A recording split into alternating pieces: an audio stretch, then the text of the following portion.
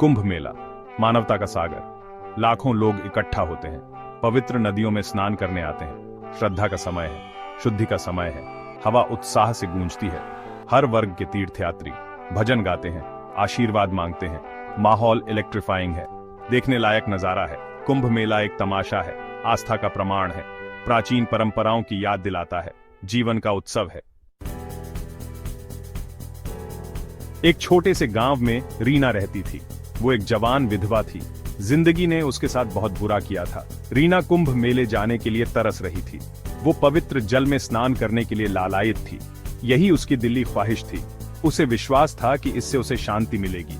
गांव की औरतें जाने की तैयारी कर रही थीं। वे यात्रा के बारे में उत्साह से बातें कर रही थीं। रीना भारी मन से सुन रही थी। वह उनके साथ जाना चाहती थी। वह कुंभ मेला देखना चाहती थी। रीना महिलाओं के पास गई। उसने उनसे विनती की कि उसे अपने साथ ले चले। प्लीज मुझे अपने साथ ले चलो, उसने मिन्नतें की। मुझे कुंभ जाना है। औरतों ने मना कर दिया। तुम विधवा हो रीना, उन्होंने कहा। तुम्हारा आना ठीक नहीं। रीना का दिल टूट गया। वो अकेली और बहिष्कृत महसूस कर रही थी।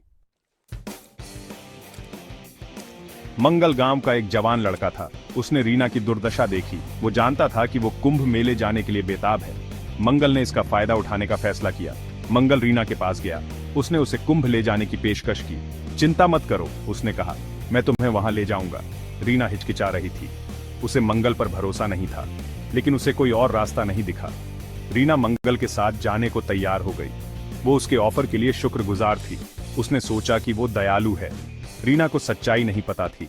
मंगल के मन में कुछ और ही चल रहा था।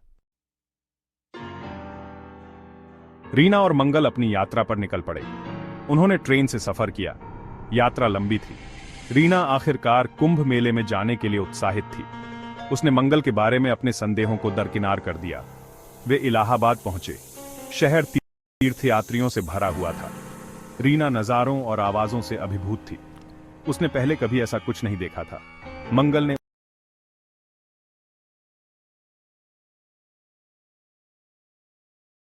उनके रहने के लिए जगह ढूंढी। यह एक छोटा सस्ता होटल था। रीना असहज थी, पर उसके पास कोई चारा नहीं था। वह मंगल के रहमोकरम पर थी। जैसे जैसे दिन बीतते गए, मंगल के असली इरादे साफ होते गए। उसे रीना की भलाई में कोई दिलचस्पी नहीं थी। वो उसका फायदा उठाना चाहता था। रीना फंस गई महसूस कर रही थी। उसके पास जाने के लिए कोई जगह नहीं थी। एक शाम मंगल रीना के कमरे में आया। उसने उसके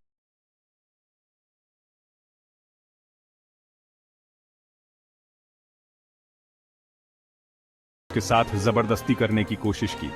रीना ने विरोध किया। वो मदद के लिए चिल्लाई, पर कोई नहीं आया। वो अकेली थी। रीना को अपनी स्थिति की गंभीरता का एहसास हुआ। मंगल पर भरोसा करके उसने बेवकूफी की थी। उसने उसकी मजबूरी का फायदा उठाया था। रीना ने धोखा महसूस किया। रीना जानती थी कि उसे भागना होगा। उसे मंगल से दूर जाना होगा।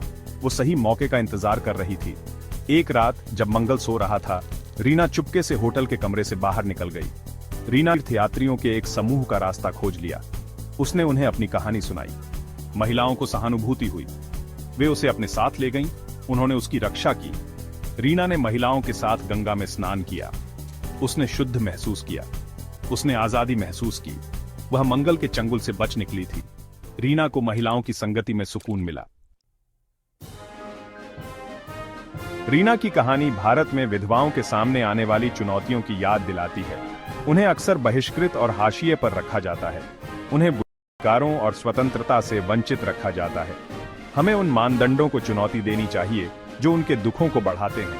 हमें एक ऐसा समाज बनाना चाहिए जहां विधवाओं के साथ सम्मान और इज्जत से पेश आया जाए। वे हम